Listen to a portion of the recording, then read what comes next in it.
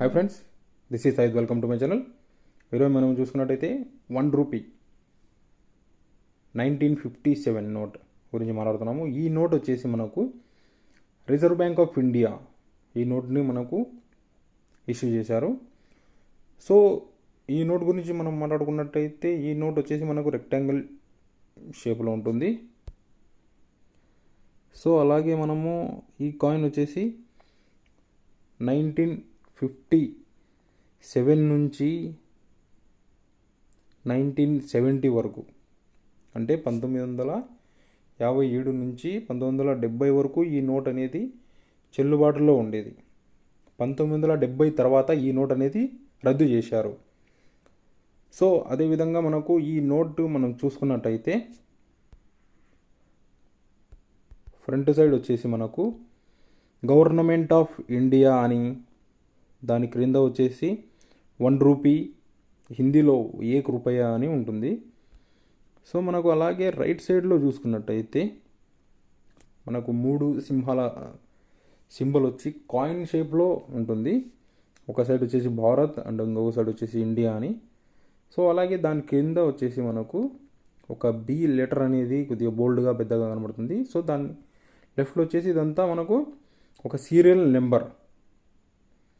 So ఇంకోటి వచ్చేసి దాని క్రింద మనకు సిగ్నేచర్ ఉంది కదా, అది వచ్చేసి secretary ministry of finance. So నార్మల్గా మనకు కొన్ని నోట్లలో చూసుకుంటే కనుక మనం గవర్నర్ సిగ్నేచర్ ఉంటుంది. సో ఈ నోట్లో కొద్దిగా స్పెషల్గా వచ్చేసి మినిస్ట్రీ సిగ్నేచర్ అనేది ఉంది, ఫైనాన్స్ మినిస్ట్రీ. సో అది ఫ్రెండ్స్. సో మనం ఇంకొక సైడ్ చూసుకున్నట్టయితే సేమ్ గవర్నమెంట్ ఆఫ్ ఇండియా అని ఉంటుంది. లెఫ్ట్ సైడ్లో 1957 నోటు, దాని మీద వచ్చేసి మనకు కాయిన్ షేప్లో ఉండి ₹1 అని. సో సైడ్లలో వచ్చేసి మనకు కార్న్ షేప్ అనేది ఉంది, అదే మనకు ఏమంటారు మొక్కజొన్న కంకులు ఆ టైప్లో వచ్చేసి ఉండి.